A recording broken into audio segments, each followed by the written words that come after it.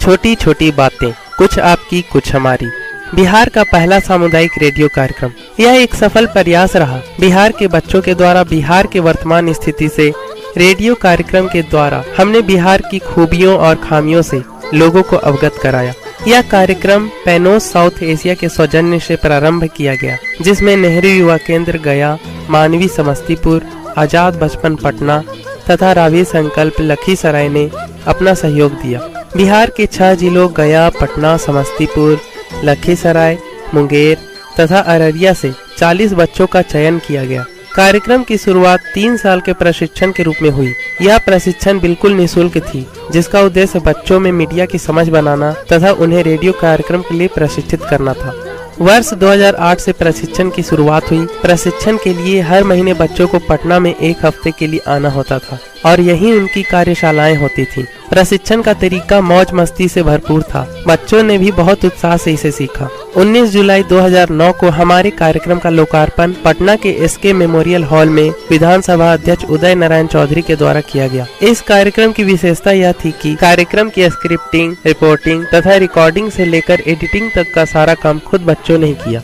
हमने विभिन्न मुद्दों पर अलग अलग कार्यक्रमों में बातचीत की तथा लोगों की बातें एवं समस्याएं लोगों तथा सरकारी कर्मियों तक पहुंचाने की कोशिश की, जिसके कारण कई क्षेत्रों में शिक्षा, मिड डे मील, जन वितरण प्रणाली, सरकारी अस्पताल तथा विद्यालयों में डॉक्टरों तथा शिक्षकों की उपस्थिति में सुधार हुआ।